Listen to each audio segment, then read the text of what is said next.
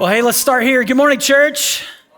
Hey, it is great to be with you. My name is Scott. As Kirsten said earlier, I get to be the interim teaching pastor here, so you can call me part-time, short-time. It doesn't matter. I just love that I get to step up, and to serve my church. My wife and I have been coming here for, almost 2 years now.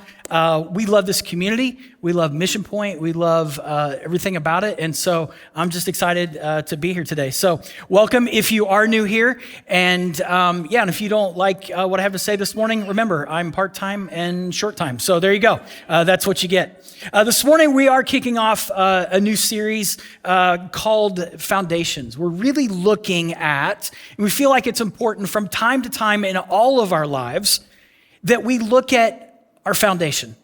We look at what our life is built upon, especially in times of turmoil, because we're all going to have that. We're all going to have seasons of our life where instead of singing, by the way, that was a rockin' version of It Is Well. Like, I've never heard a version of It Is Well like that, right? That was like killer, right? Instead of singing, It Is Well, It Is Well. Have you ever had a season where you're like, It is well? Or you're like, It is well, right? That. Because we all have those seasons where it's not like, well, it's like, well. And if you're not in one, you'll experience one. Or maybe you're coming out of one, or maybe there's one you don't see coming and it's coming. We all have those. The season in our life, for our family, the last several months and even the next 30 or 40 days is a really interesting season of our life. It wasn't too long ago, I was sitting in the house and we were watching television and there wasn't anything on, but we saw this game show. And it was a game show that I grew up with as a kid, and I thought, oh, this will be fun to watch with my kids for a minute.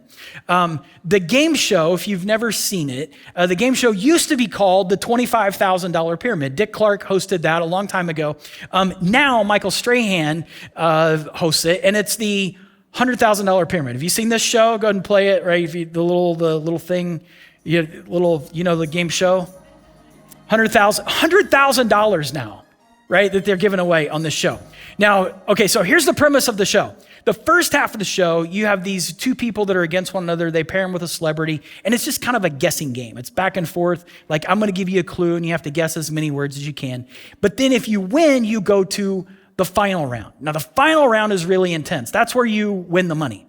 And it's usually what they do is they put 6 subjects up on the board, and then a person has to guess those subjects. Like, they have to guess what those are, and the other person gives clues. So we enjoyed watching it in the house, and it was fun with the kids. And they're like, let's watch another one. So we watched a couple of them. But I was thinking about my life in the last couple months, and then even this next 30 days coming up. And man, we've just got a lot of stuff going. And I thought, if my life looked like one of the clues on the $100,000 pyramid, I just pictured myself. Okay, so if I'm in the show, right, and I'm trying to get this other person on the other side to guess the clue. And if the clue is on the board, the one clue I need them to guess is things that stress you out. Like, things that stress you out. I would just start going through a list of stuff in our life from the last 45 days and then stuff that's coming up. And so it might look something like this, that I'm sitting there and the clock starts going, and this person, I'm trying to get them things that stress you out. So I'm just going to give them things from my life, right? So, okay, 9 days ago, my oldest son got married. Friday, I'm a teacher, and oh my gosh, Friday's the first day of school. Oh, wait, Friday, my baby, our youngest, starts high school. Oh my gosh, my daughter has volleyball tryouts this week. 4 days before my oldest son's wedding, I had an emergency root canal. Thank you very much. I got a weird thing. I got a thing about a weird mole that I had, and then I realized I shared publicly about the weird mole that I had. And then, right? And so it's like, and the church that I'm a part of, like, I'm stepping in to fill the role, like the part-time interim teaching pastor, short time, but don't hold me responsible for everything I say this morning. Like I start thinking, and then here's the crazy thing. The person goes, things that stress you out. And like, yay, we win the money, right? Except this is the opposite of the $100,000 pyramid. In my life, all those things cost me money right now.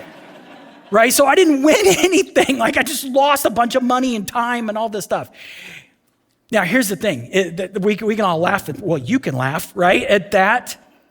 If we all said, oh, yeah, it's my turn.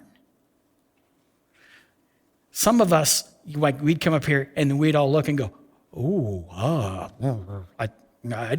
don't want to hear that's a lot. Oh.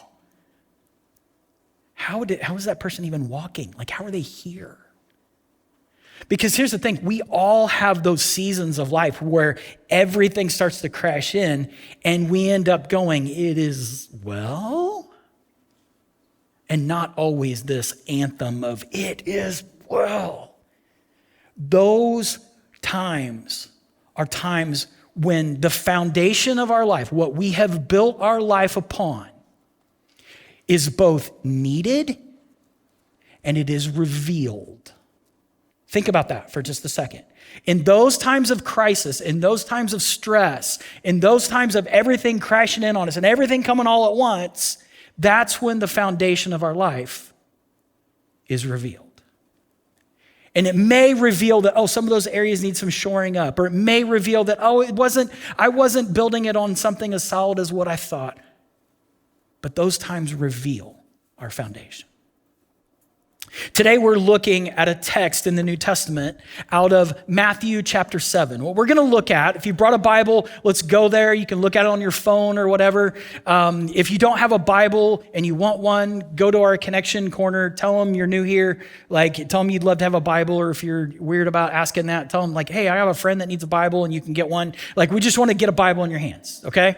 So grab a Bible, but we're going to spend some time today in Matthew chapter 7. It's the end of Jesus's, what we see in the Bible, his Sermon on the Mount. Now, if you don't know what that is, it's kind of Jesus's first big sermon that we have documented. We see it in Matthew. We see parts of it in the book of Luke. They were both there writing down different parts of it. But we're going to look at the ending of the Sermon on the Mount today. Okay, so the ending, which is funny to say, the beginning of the sermon is the ending of the Sermon on the Mount, starts like this. Therefore, everyone who hears these words of mine and puts them into practice is like a wise man who built his house on the rock. The rain came down, the streams rose, and the winds blew and beat against that house, yet it did not fall.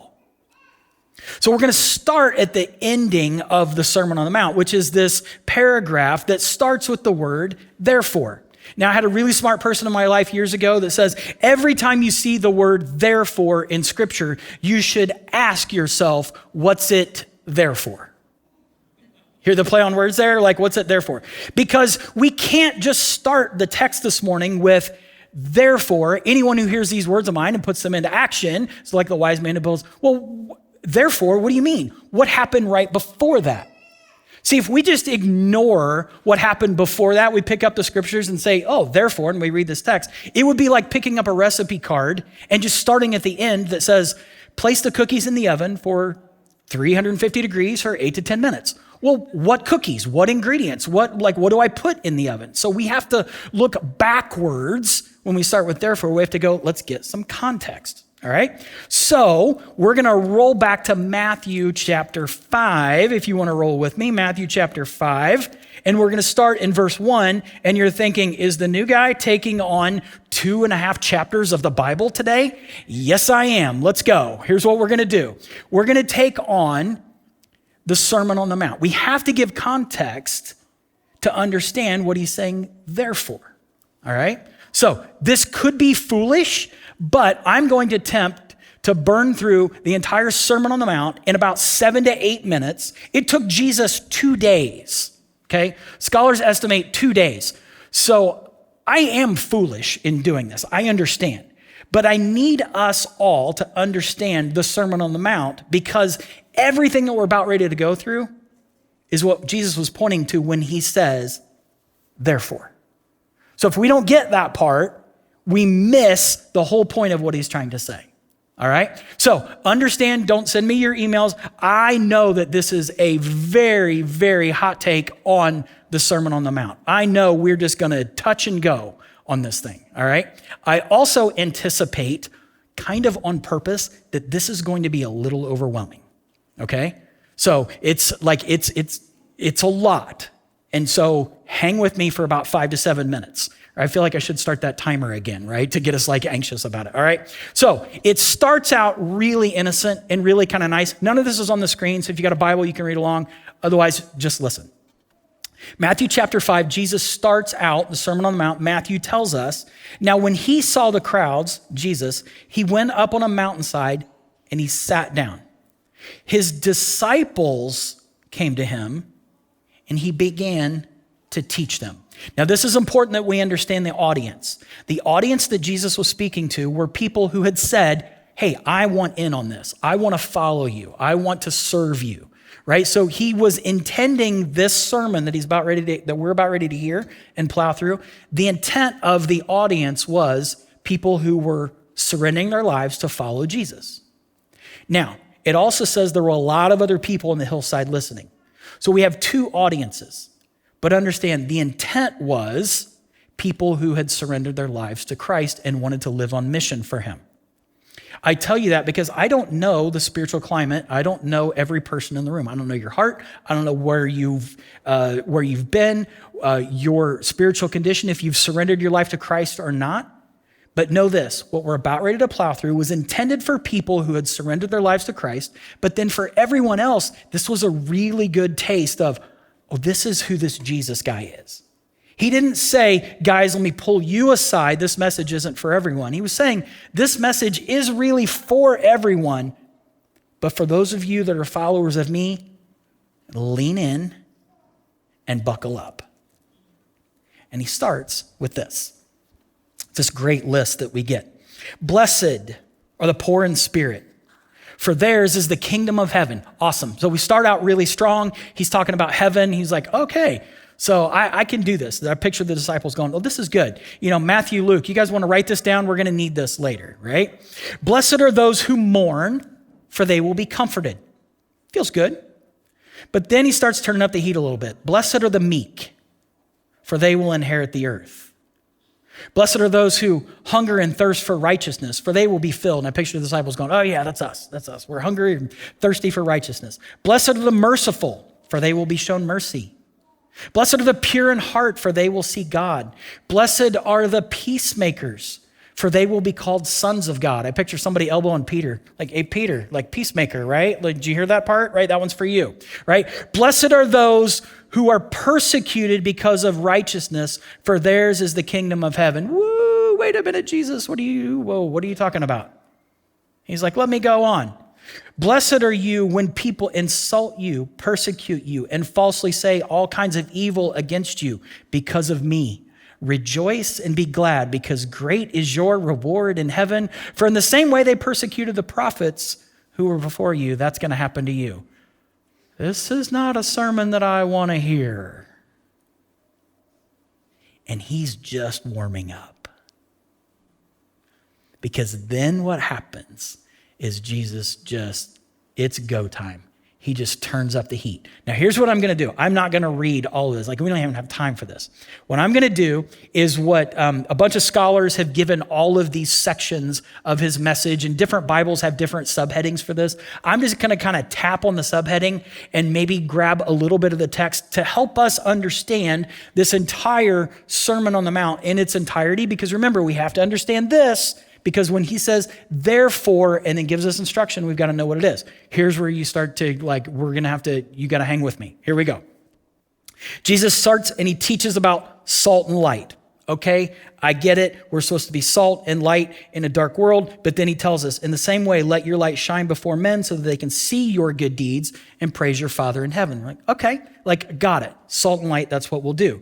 Then he teaches about the law, which anytime you see in the New Testament teaching about the law, Jesus isn't unwinding it. He's actually talking about how he's fulfilling the law, right? So these guys are putting on their school caps, remembering the Torah, the first 5 books of the Bible, the Old Testament. And they're like, yeah, but then he tells them, I didn't come to abolish the law. I came to fulfill the law and every little single thing in it. And then he sneaks this little booger in here. He says, by the way, I tell you that unless your righteousness The way that you live surpasses that of the Pharisees, which the Pharisees were these guys that they had 700 plus laws to help them keep the 10 laws. And Jesus sneaks this little thing in here, just like in the first intro of his sermon. He says this, he says that unless your righteousness surpasses that of those guys and the teachers of the law, you're not getting in the kingdom of heaven. Then who gets in? If we have to do more than those guys, who gets in? Jesus doesn't even take a breath. He just keeps going.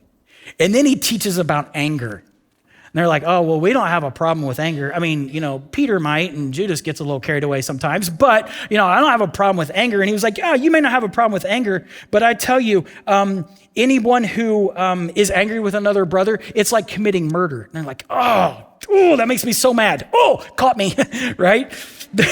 Therefore, and then he tells him, he was like, oh, by the way, he said, if you're offering a gift at the altar and remember that your brother has something against you, leave that and then go reconcile to your brother. And they're like, should we stay or should we go? What do we do? Jesus keeps going. Because now you flip the page, Jesus teaches about lust, and they're like, oh, I don't have a problem with that. Like, that's not a big deal. And he's like, yeah, unless you look at someone the wrong way and the thoughts in your head, you've just committed adultery. Oh. And then he goes on. He teaches about divorce. He teaches about vows. Let your yes be yes, your no be no. He was like, just like say it and live on it. He teaches about revenge, but I tell you, don't resist an evil person. What? He was like, yeah, if someone slaps you on the cheek, turn the other cheek. Is he serious right now? Oh yeah, and if someone takes something from you, give them more of it. Like, who is this guy? He doesn't even stop there. He says, love your enemies. You've heard it said that love your neighbor and hate your enemy, but I tell you, love your enemies. They're like, I don't know if we can do that. Oh, by the way, pray for your enemies. He's talking crazy, right? We're not even to chapter 6 yet, people. He then says, he talks about giving to the needy. He talks about surrendering our lives and giving to the needy. He talks about prayer, right? Michael talked about, prayer last week. And then tucked in the middle of this, and if you're new to this Jesus Church Bible thing, this is where he sneaks in the Lord's Prayer. He's like, by the way, I want to teach you how to pray. Our Father who art in heaven, hallowed be your name. Your kingdom come, your will be done on earth as it is in heaven. They're like, oh, this is good. We can put this on coffee mugs and say this at funerals. This will be awesome. They're like, yeah, give us today our daily bread. Forgive us our debts as we also forgiven our debtors. Hey, don't write that one down, right? Like, what are we doing? Like, what's he talking about? Seriously? He goes on. He teaches about fasting. Not read a lot about that one. Jesus teaches about money, right? I'm the new guy, so I'm not taking that one on.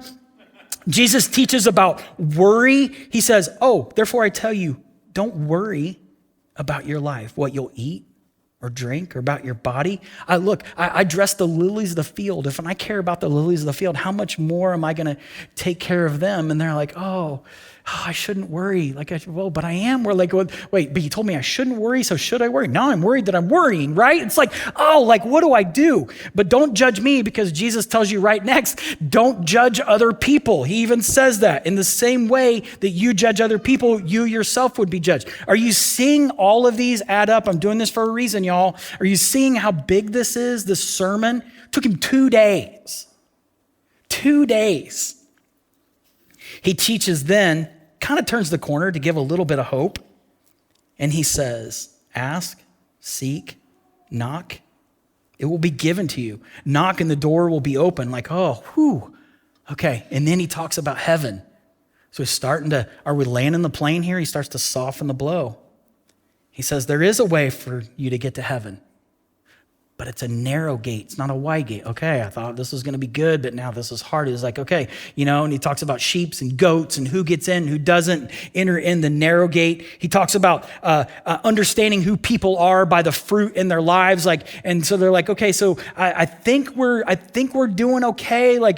Jesus, we're helping you out. And so now they're confused. And then he lands really close to the end on this. He says, oh, by the way, not everyone who says to me, Lord, Lord, will enter the kingdom of heaven, Okay, so who does? But the one who does the will of my Father. Oh, the one who does the will of your Father. That's who gets in. Yeah. What's the will of the Father? Everything that he just described over the last 2 days. So who gets in? That's the setup. That's the setup for this. Therefore, everyone who hears these words of mine and puts them into practice is like a wise man who built his house on the rock. The rain came down, the streams rose, the winds blew and beat against that house, yet it did not fall because it had its foundation on the rock. This week was interesting for me as I navigated this text. Because growing up as a kid, my parents took me to church and we would sing this song in church. Wise man built his house upon the rock. Wise man built his house upon the rock, right? The rains came down and the floods came up. The rains came down and the floods came up. That's why Hudson's the worship leader and not me, okay? Right? So I remember singing that song. The wise man built his house upon the rock, and the house stood firm.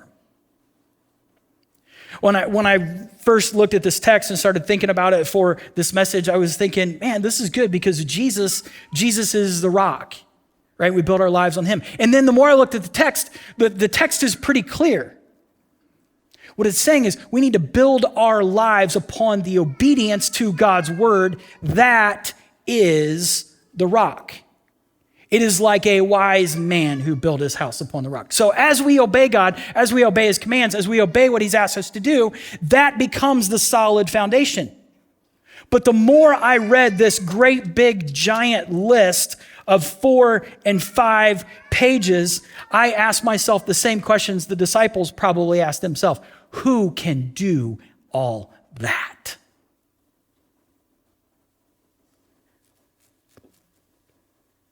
Nobody. And so it was like Tuesday, Wednesday, I'm like, Lord, I'm back to square one on this text. What? Did I screw up? Did I pick the wrong text for this series? What is this? Who can do this? And it was like he was speaking to me. He was like, no one but me. Oh, that's right. You are the rock. We need to build our lives upon, remember the text, remember who he's speaking to. He's speaking to disciples. People who said, I want to surrender my life to you. He's like, great, then here's how I want you to live. I want you to live above reproach. I want you to serve other people. I want you to give. I want you to have a pure thought life. I want you to live as clean as you can. And you're going to screw up. And when you do, make sure you're anchored to me. Make sure you're standing on me because you're going to mess it up. But if you're anchored in me, rooted in me, your foundation is in me, I will hold you up. I want to live my life as a wise person, not as a foolish person. But it is hard. It is not easy to do. And actually, it's impossible. It is impossible. We can put all the laws and protections in measure in place for our own lives, but it is impossible to do. The text goes on. It says this, but everyone who hears the words of mine and does not put them into practice is like the foolish man who built his house upon the sand. The rain came down and the streams rose and the winds blew and beat against the house and it fell with a great crash. One of the guys that I read this week was talking about the idea of this ending to the Sermon on the Mount, and how we get so enamored with the foundation and the soil types that we forget what is it that's sitting on top of the foundation? What is it in the story that's sitting on top of the foundation? What is it? Some of you are like, I don't know. Is this a trick question? Not a trick question. It's a house. Why do we build houses? To live in, for people to dwell in. And his point was, we get so enamored with, well, the foundation and the granite and the solid part and the thing and the sand and, the beach part, that we forget the house is built upon the foundation. The house is meant for us to live in. And if that house crashes and falls, it doesn't just injure us. A crash house falls, the words are hard. The house crashes and falls on top of us, and it destroys us, and not only us, the people that are in it with us and the people that live around us. That's what happens. The stakes are high, people, church, when we ignore the wisdom of God's word. When we listen to it like it's our favorite podcast and go, oh, that's awesome, and then walk away and do nothing. That's foolish. Chief fool here. So many times I've read God's word and then walk away and go, oh, that's good, and don't do it. And that's foolishness. And it leads not to consequences, it leads to destruction.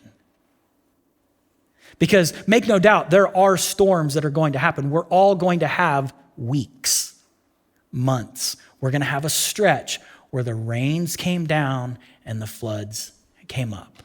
And they're unpredictable. We don't know when, we don't know where, we don't know how severe. But it will happen to all of us. Friend of mine recently, they added on to their house and they live near the lake. And so when you add on to a house near a lake, you need to pay attention to the foundation. And it was interesting, what they found when they started to dig in was you got to put in around here, you don't just put a slab by the lake, you have to put in pilings. And you have to screw these big anchors all the way down into the ground. You got to keep going. They used to drive them way down in the ground. They'd bring this great big thing, but then it would crack all the neighbors' drywall. And that doesn't work well when you're trying to make friends at the lake, right? You're cracking their drywall. So now they screw these anchors down all the way until they hit something solid. Here's the thing. I was thinking about it this week. And this has been the case in my life, where there's times that I feel like, wait, no, I'm on solid foundation here. This area of my life is solid. And so what I do is I draw everybody's attention to this area of my life because this is solid, so that they don't see this piling over here that just continues to sink because I built that on the sand. Some of you are like, that's a great idea. No, it's not. It's horrible because this thing just keeps sinking and I don't get the help that I need. I think a lot of us, and I'm going out on a limb, I think a lot of us are that way.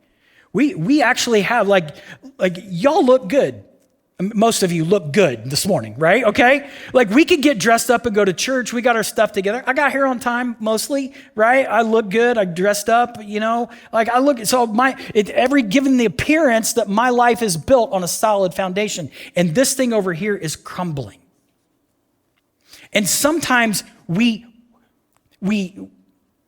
kind of know it, but we're not really admitting it. And it's just slowly going down. Some of us, we know this thing is actually subterranean at this point, but we just keep drawing everybody's attention to this, hoping that somehow this is miraculously going to float. How's this come back up?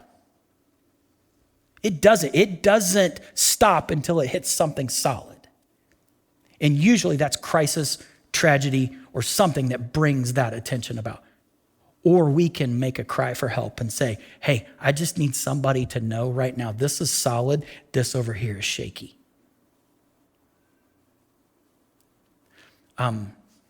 question. Raise your hand if you're a student in here, kindergarten all the way through like college. Raise your hand. You don't have to come up on stage, okay? Nothing like, just raise your hand. I want to see this, okay? Fantastic. I just want to say something to all of you students in the room. There's a bunch of you in the room. I just need to say this. Times of transition are an incredible time to investigate the foundation. Okay? Times of transition are an incredible time to investigate your foundation. Here's what I mean.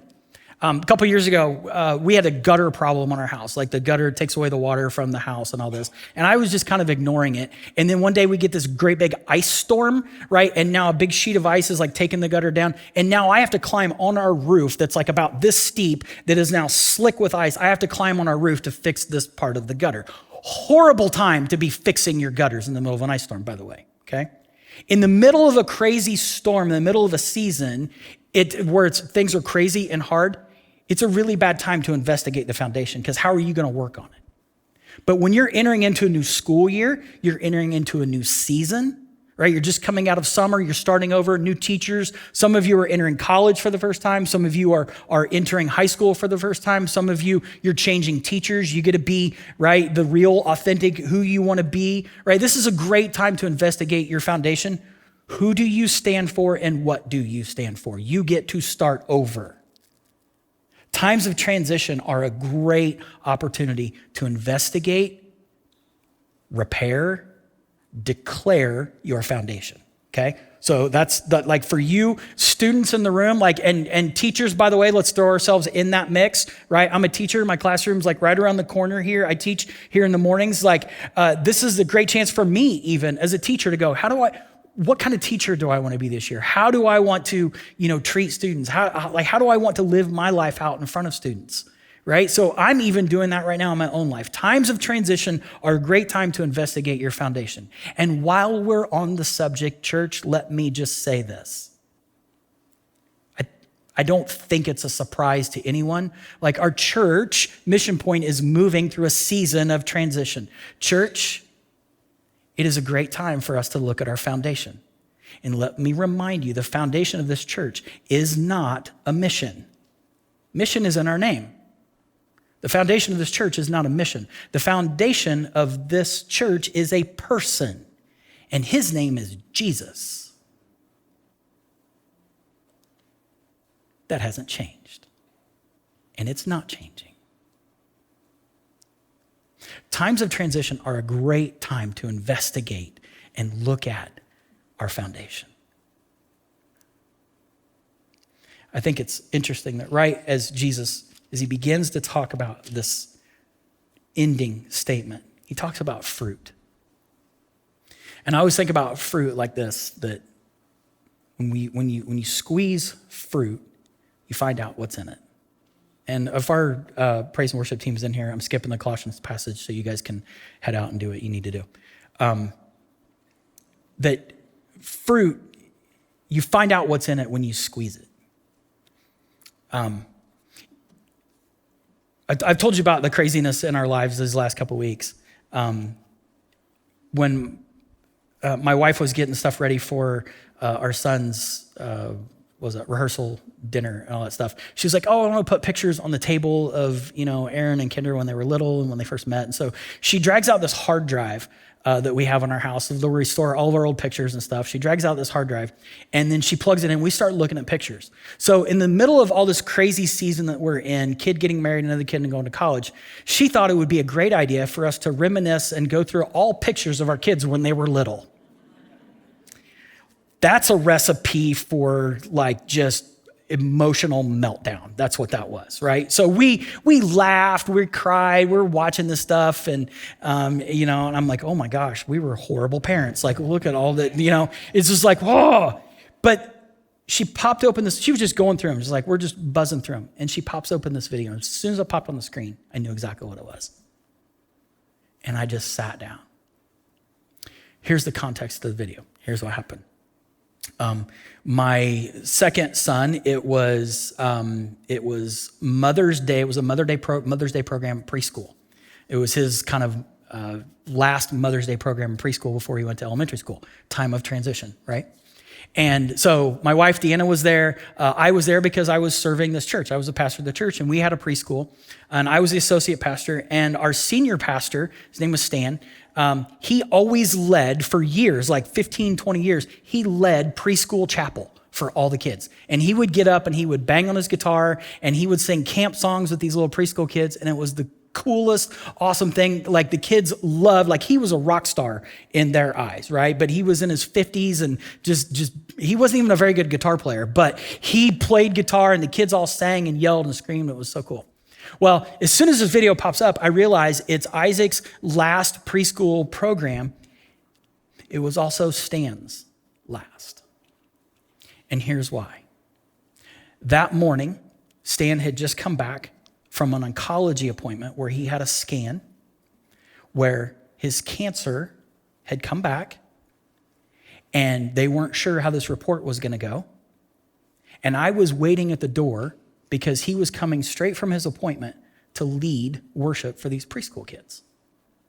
And we didn't know what the report was going to tell. We didn't even know if he would get the results that day, but it was my job to get him from the car to the preschool program where all the kids were waiting. And I remember they're all in there and his wife pulls up, drops him off on the curb, and he gets out of the car and walks in. I was like, hey, bud, like they're already in here. Like everybody's waiting. How did it go? And as we're walking to the room, he says to me, we're like 50 feet from the kids. He said, it's back and we're not going to treat it. And he walks to the stage. I'll never forget this. He walks to the stage, picks up his guitar, says, morning, kids. And they're all like, morning, Pastor Stan. He goes, who's ready to sing?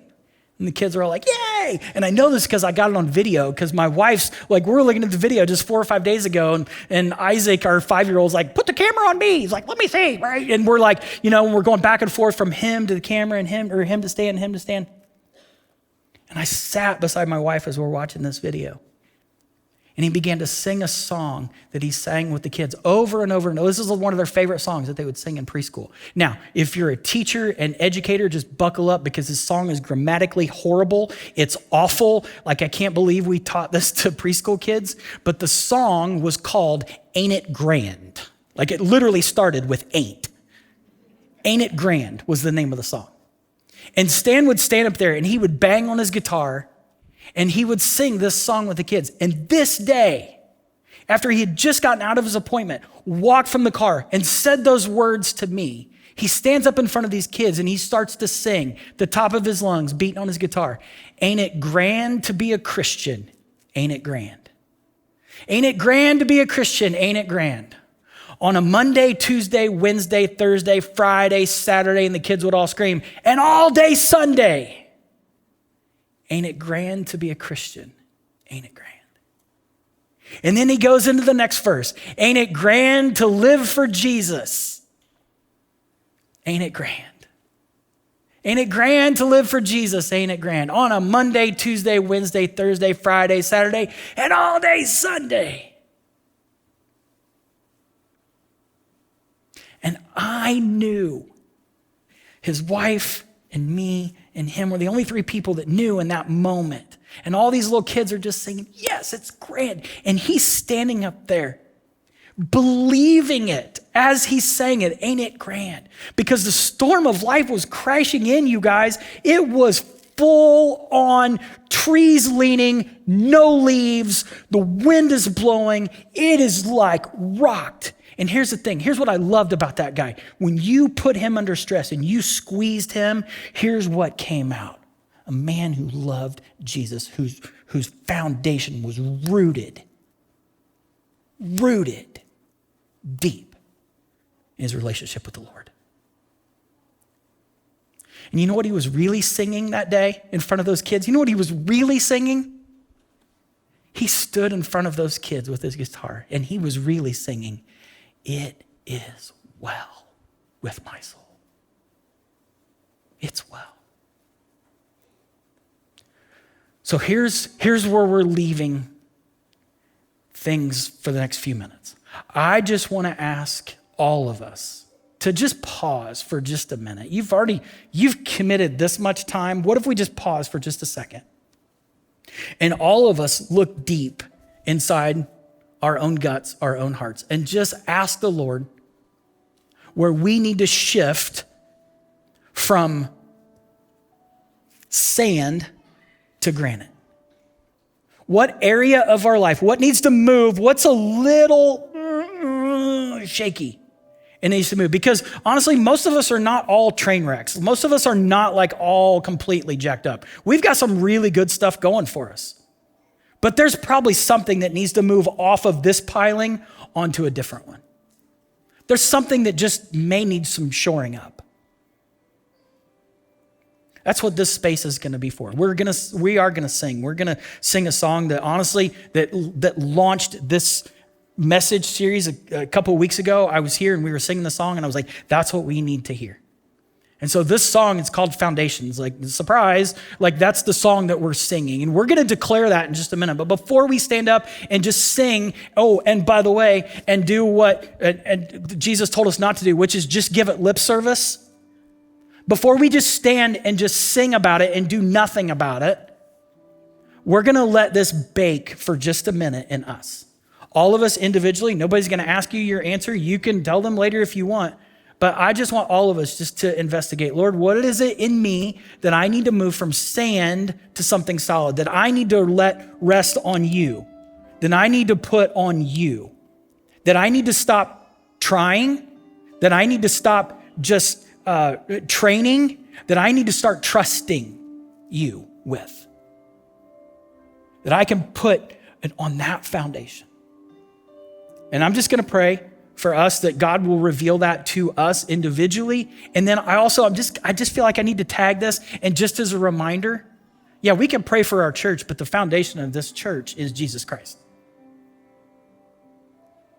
Let's still pray for our leaders. Let's pray for our church. Let's pray for our elders. But the foundation has already been established. Winds are going to blow. The rains are going to come down. Floods are going to come up. He's our foundation. So where is it we need to shift in our own lives? I'll be quiet. Lord, I pray that you would just speak to us right now. Individually, you know how to do that. I don't. You know how to speak into our guts, our minds, our own past, our own history, our own future, our own next week, our own 6 weeks from now, our own semester. You know how to speak into that. And so, Lord, I pray that you would, and that you would reveal that 3D to us individually, what it is we need to shift from that sinking sand that we've tried to do on our own, that we cannot accomplish on our own, that we need to shift to you. Use this space, reveal that to us right now. And then, Lord, as you reveal that, then give us the courage to do something with it.